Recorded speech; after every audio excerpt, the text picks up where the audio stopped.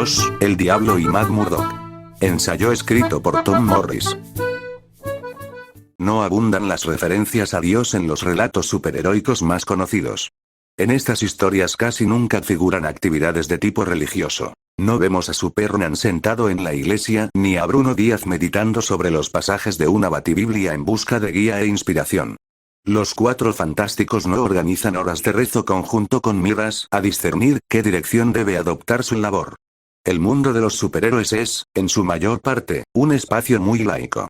El único predicador que ha destacado como personaje notable en el mundo de los cómics populares no es precisamente un ejemplo típico de una vida de fe. A algunos de los superhéroes, como Thor o la Mujer Maravilla, se les presenta como divinidades menores en sí mismas, pero apenas se hallan menciones, en los cómics principales, a un creador, a ninguna clase de plan divino para la humanidad, o incluso a una función específica para algo similar a una fe personal en Dios a lo largo de la vida de los personajes. Los cómics de superhéroes no incluyen las instituciones religiosas como parte del trasfondo normal de sus relatos y, por lo general, no representan a sus personajes como si estos tuvieran ninguna inquietud teológica de relevancia. Más bien ocurre como si toda esta faceta de la vida ordinaria no existiera. Una de las pocas excepciones menores a esta generalización se refiere a la vida y la fe de Matt Murdock, al menos tal como se lo ha representado en unos pocos de los relatos más destacados de Daredevil a lo largo de los años. No se trata de que se muestre a Matt en un entorno normalmente religioso ni comprometido en actividades religiosas, pues en la mayoría de los casos, no ocurre así, pero hay pistas suficientes en la historia neoclásica del origen de Daredevil, según la concibió Frank Miller, y en muchos de los acontecimientos más interesantes de su vida posterior como justiciero enmascarado, sobre todo en las manos de un autor muy filosófico como Kevin Smith, que podemos emplear para formular algunas preguntas de interés sobre Daredevil como hombre de fe. El hombre y su fe. Matt Murdock se crió en un barrio pobre acosado por la delincuencia. La cocina del infierno, en la ciudad de Nueva York. Cuando conocemos al personaje, su padre es un boxeador profesional con la carrera acabada. Su madre está ausente y solo más adelante sabremos que, en algún momento muy temprano de la vida de Matt, abandonó a la familia. Más adelante averiguamos también que, pasado el tiempo, se hizo monja. De ello cabe mencionar, razonablemente, que en la vida familiar debía de haber alguna clase de trasfondo católico, de manera que cabe suponer que Matt aprendió al menos los rudimentos de la fe cristiana, quizá de su madre, antes de que dejara la casa, e igualmente de su padre. En uno de los relatos, la madre de Matt le dirá a su hijo, ya crecido y entregado a la lucha contra el crimen: sé que tu padre te crió en la fe. También sé, tras haber leído sobre tus dos vidas a lo largo de los años, que actúas en el bando de los justos. Eres un ángel, Matthew, no un miembro de la hueste celestial, desde luego, pero aún así, un servidor de Dios.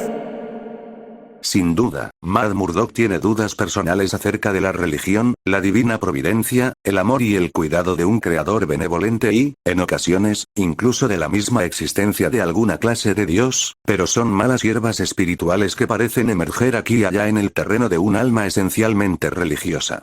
Las posteriores cavilaciones religiosas de Daredevil, sus rezos ocasionales y el uso de categorías y un lenguaje religiosos parecen reflejar, todos ellos, las sensibilidades de un hombre que había crecido en un hogar de religiosidad, al menos nominal, si no de fe genuina. En cambio, distan de exhibir los puntos de vista más elaborados y valientes de un adulto convertido a una concepción del mundo religiosa.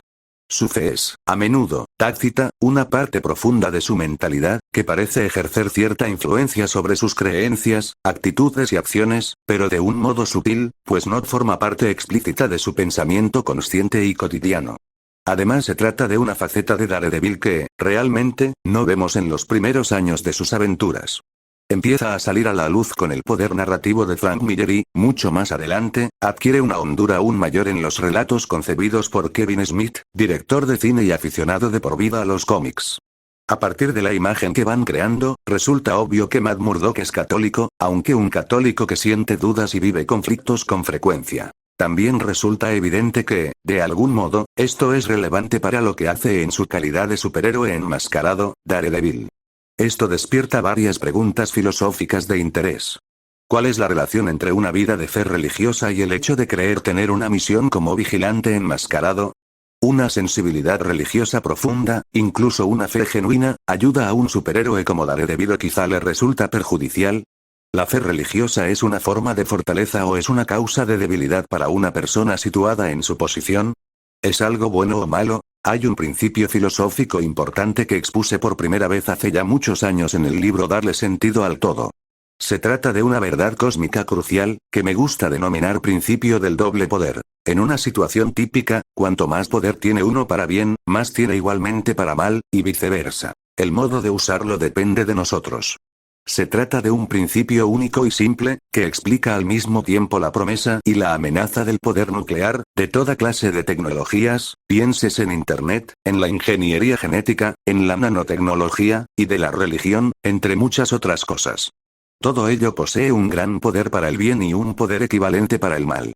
Son muchas las personas que denuncian en voz alta la ingeniería genética o la religión institucionalizada, porque ambas tienen la potencialidad de ser una fuente de perjuicio enorme para la vida humana, pero el hecho de que algo pueda causar un gran perjuicio solo demuestra, de acuerdo con el principio del doble poder, que también puede ser fuente de un gran bien. Los resultados reales dependerán de nosotros. Según el principio del doble poder, la función de la religión en la vida de una persona podría ir en cualquiera de las dos direcciones. Podría ser origen de cosas buenas o malas, tal vez de un gran bien o un mal terrible. En relación con este punto de vista, podemos formular una pregunta filosófica aún más específica. ¿Cuál podría ser la función de la fe religiosa tradicional en la vida de un superhéroe justiciero y enmascarado? Y, en concreto, ¿qué le supone a Daredevil el catolicismo? ¿Una fuente de fortaleza interior y de guía o quizá una causa de confusión y debilidad? ¿Le ayuda o le perjudica? Son temas relacionados con una pregunta más general que los filósofos formulan y que también merece alguna reflexión. La fe religiosa es en general una fuente de ceguera a las realidades más duras del mundo o quizá podría asemejarse más al sentido de radar de Daredevil y permitirnos, a cualquiera de nosotros, al menos la posibilidad de discernir realidades que otras personas que viven la vida sin tal fe podrían pasar por alto. ¿La fe es ciega, como Matt Murdock, o posee sus formas propias y distintivas de percepción, de nuevo como nuestro héroe? Esto determinará, en parte, si se trata de una fuente de fortaleza o de debilidad. Pero antes de sumergirnos en preguntas que nos ayudarán a clarificar la función de la fe religiosa en la vida de Daredevil, deberíamos volver un paso atrás para resolver una cuestión preliminar. ¿Matt Murdock, o Daredevil, es realmente un hombre de fe genuina? Debemos trazar una distinción cuidadosa entre la religiosidad como forma externa, de comportamiento, y quizá también modelo interno, de pensamiento, que podría basarse tan solo en la costumbre o la superstición, y la fe auténtica, que es un compromiso interior mucho más hondo, una disposición del alma. En contra del tópico popular, no todo lo que parpa como un pato es un pato. Al menos en los guiones más conocidos de Miller y Smith, Matt procede de un hogar donde hay una religiosidad nominal y alcanza la edad adulta sin abandonar una sensibilidad religiosa característica. En ocasiones piensa con términos propios de categorías religiosas. Habla con Dios, incluso cuando expresa dudas sobre su existencia. A veces hasta se lamenta ante Dios como hizo otro famoso guerrero y defensor de los oprimidos, el rey David, en los Salmos. ¿Por qué prosperan los malvados? ¿Por qué sufren los justos? Daredevil le duele el mal del mundo, se lo toma personalmente y deplora el dolor y el sufrimiento que han afectado a su propia vida. Parece ser sensible al mal de la misma manera en que una persona espiritual tiende a contemplarlo no solo como un hecho de la vida, desagradable pero inevitable, sino más bien como una especie de cáncer, algo distinto a como se supone que deberían ser las cosas. Padece personalmente cuando los inocentes sufren y siente una gran satisfacción con un sentimiento al menos temporal de conclusión positiva cuando se hace justicia. Todo esto son pruebas claras de que bien puede tratarse de un hombre de fe, por muy compleja y ambigua que pueda ser su vida interior. De hecho, es justamente esta complejidad interior la que, en parte, lo hace tan interesante, como superhéroe y como persona. Es un hombre entregado a la ley que actúa como justiciero. Es una persona sensible y compasiva que parece gozar al machacar a sus enemigos. Si es un hombre de fe, a menudo se asemeja más a la fe del ojo por ojo, la del Antiguo Testamento, que a la del Nuevo Testamento, con su bienaventurados los mansos y su ofrecer la otra mejilla. Pero, Matt es en realidad, en un sentido esencial, un hombre de fe. Incluso si limitamos la pregunta al contenido de los relatos de Miller y Smith, quizá no esté tan claro. La religiosidad no es lo mismo que la fe, aunque en ocasiones no sea fácil distinguir la una de la otra. La religiosidad es superficial, la fe es más profunda. La religiosidad, en su forma característica, es solo una cuestión de costumbre. La fe, por el contrario, tiende a implicarlo todo mucho más. No podemos acertar en nuestra evaluación de la vida más interior y profunda de Matt Murdock sin examinar todos los datos. Así pues, consideremos al menos durante un momento la cara negativa del caso. Como buen abogado, sin duda, el propio Matt lo aprobaría. Pero eso lo veremos en la siguiente parte de este audio ensayo.